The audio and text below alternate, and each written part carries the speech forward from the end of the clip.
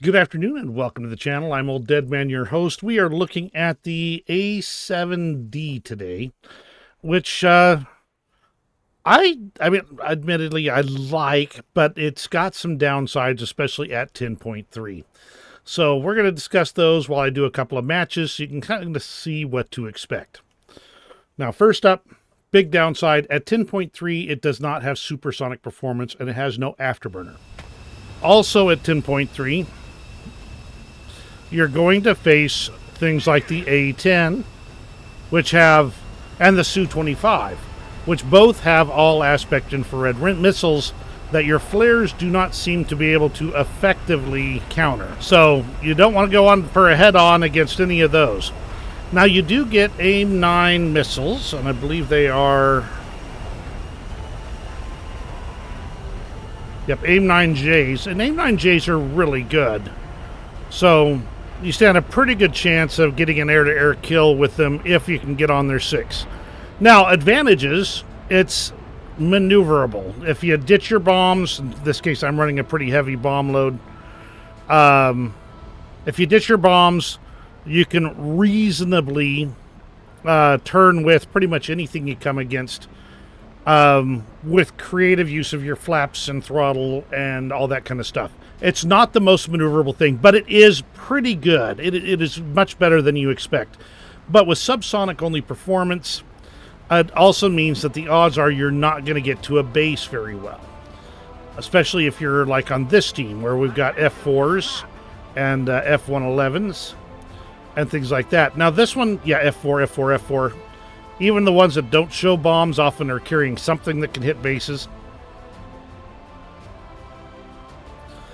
So overall, that is what you're stacked up against. On a full up tier, you're actually in better shape in a full up tier than you are when you stay around your own BR. That is the situation with the A-7D. Because if you stay at your own BR, you got Su-25s and A-10s that you'll be facing. And you will be facing even A-10s, even though they're U.S. only, because most of these matches tend to have U.S. on both sides, especially during an event. This is one of the few that doesn't, but it does have Russia on the other side, so Su-25s. You aren't really much faster than a Su-25 or an A-10, and even at flat-out full throttle. Again, no afterburners. But that's not enough for you to be able to chase somebody down from behind in any kind of a reasonable time frame. Now you do gain some if you don't have bombs on. So there is that. If you're going to go for a pure dogfighting, you go for air-to-air attacks, you can. It's certainly possible. It's just you're not going to gain a whole lot that way. You'll gain a little. You probably might be able to turn in on somebody much better than that. But right now I'm going against Israeli Kafirs. They're, Delta Wing fighters. They outturn you in every way. They outperform you in every way. And this is on a full up tier, which again, full up tier, you kind of expect that, but it's just not any fun in that regard. Overall, though, I mean, I like the airplane. The airplane flies extremely well. It's a very good handling airplane. But it is definitely not a carry plane. Then again, I rarely fly planes that you could carry a match on with because I do a lot of bombing. I do a lot of hit and ground targets. Because I'm going for points and for fun and for basically grinding out. In fact, see that Kafir there? Looks like he might even be just looking at me. Okay, maybe not. He's gotten awfully close. Okay, he's turned away. Perfect. Now, right now, I'm carrying 12 1,000-pound bombs. That's plenty to be able to hit 2 bases and have a couple left over. 5 per base, at least as of right now. And if you can successfully skirt around the edges, you can do a pretty good amount of damage. And I have carried matches that way with ground pounding, where my team has done a good job of knocking down the enemy planes, and there's only been a couple or one left, and there might only be a couple guys left on my side, so the ground pounding wins it. But that is more rare than common. Just put it that way. But yeah, I mean, there's a lot of positives about the plane. I like the plane. I do not like the tiering that the plane has. A little bit better tiering, and this thing would be amazingly good. Not like carry all matches good, but just really good. Fun to play. A lot funner to play.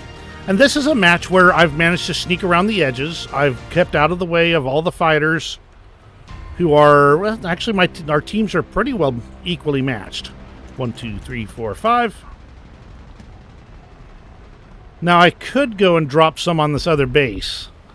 But if I'm going to make it that far, I might as well come back with a full bomb load. So right now, I'm going to hit a few ground targets. See, they're moving forward. So, there. A couple of little targets hit. Now I've got basically empty pylons, and I have got some AIM-9Js. So, now that most of the enemy team has used up their flares and their initial engagements, I'm now in a pretty decent position. Here's a Su-22, which looks like... that is an enemy jet.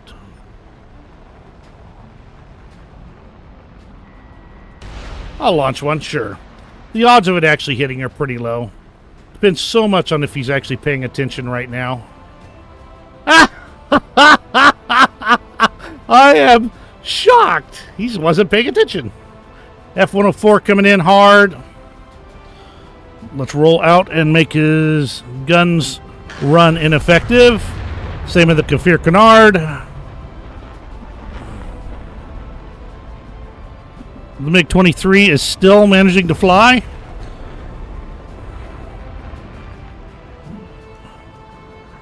Here on my 6 here. Let's get the flaps in. Try and see if I can get it inside his turn and up. Oh! And he pulled off a very good shot.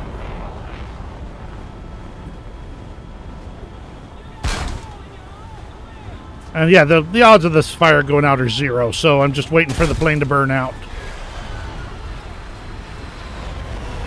Even so, I got the MiG-23 because he really wasn't paying attention. That AIM-9J did a good job. But yeah, the Kafirs absolutely outturn you, and you will see a lot of them at these BRs. A lot. I believe they are still 11 or 11.3. So that is the class of equipment you're going up against. Still, 1 air kill, 2 bases killed. That is a good first start for a first match. I'm liking it so far. Second verse, same as the first, a little bit louder and a whole lot worse. We've got the exact same map, the exact same arrangement, and the odds are the exact same up tiers.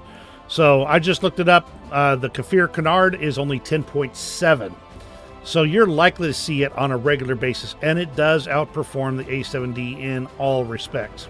I'm going for basically the same thing that worked for me last time. I'm going to make a right turn coming off the runway.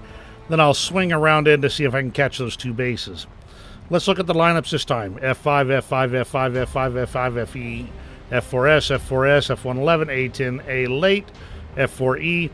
That's right. There's going to be a lot of people going for those bases again. I've kind of lucked out last time that people were a little bit light. And it looks like overall... less bombs, more air-to-air missiles. So I should stand a decent chance of getting to these to a base or two without attracting too much attention. I doubt I'll get lucky about that, like that MiG-23 in the last match, second time. But you know what? If I do, all to the good. All right. All right, so we already have some more people on this side than previously, so I'm going to have to watch for this, see if I can successfully sneak around a much more active enemy profile in my chosen direction than last time. The typical maneuver, you've heard of the Picard maneuver and the Riker maneuver. Well, this is the War Thunder maneuver. Most typically people take off from the airfield and turn left. The right side typically is got few people, if any.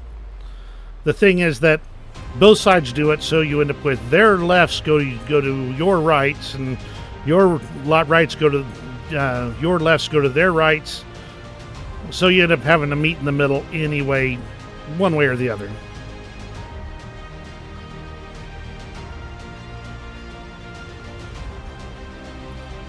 And I am staying low to the ground because I do not want to attract any attention, so I can make this run. Crud. That means that they've already attracted the attention.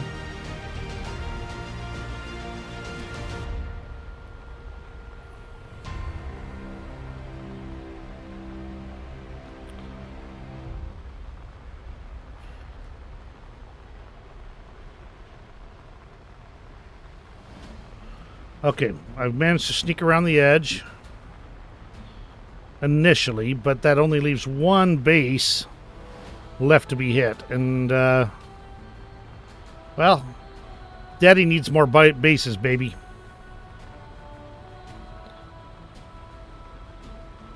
I'll go hit this base and hope that Bird with a gun turns away. Though I'll bet he already sees me, and he's already got me targeted.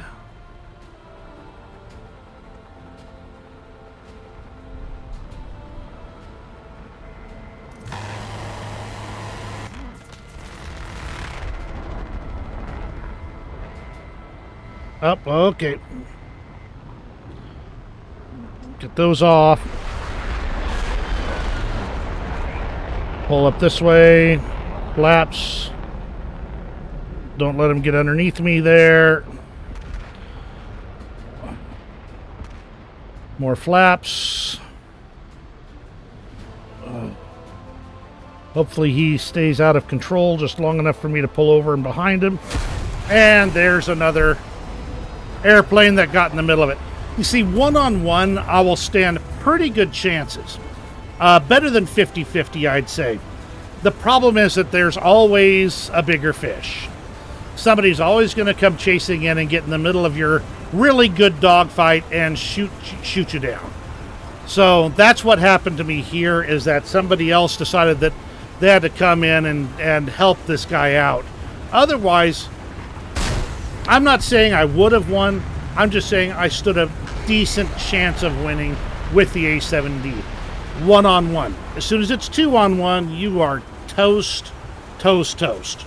You don't have the speed to run away. You don't have the maneuverability to pull in on two targets at the same time. You cannot, I mean, you fight for it. And there's always the chance that one of them will make a mistake. But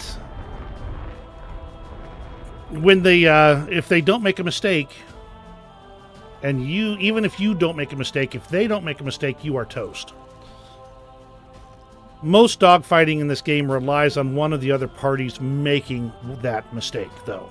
Let's go for one more. Southeastern City is a great place to get killed. There's not a whole lot of ifs, ands, or buts about it. There's virtually no cover. Of course, there wasn't on Sinai either. But there's just nothing. I have no positive words to say about this map.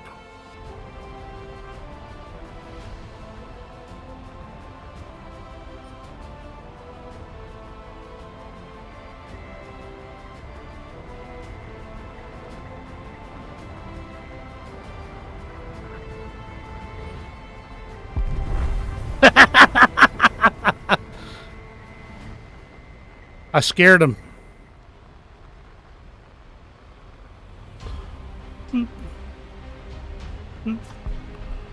Yeah, can't make that one. That's okay. No reason to make a bad drop. Okay, so my team has pretty much destroyed the enemy team. So now I'm at the point where I got to just ground pound to make this thing happy-go-lucky.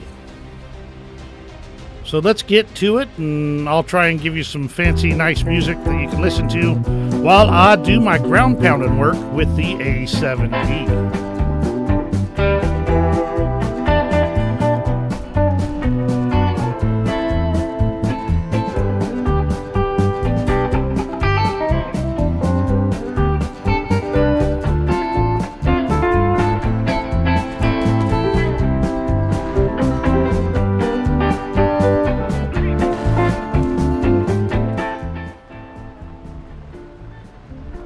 And that's it. The last 3 guys are gone, and that means the match is over. So we have one where I got an air-to-air kill. We got one where I got my tushy handed to me hardcore.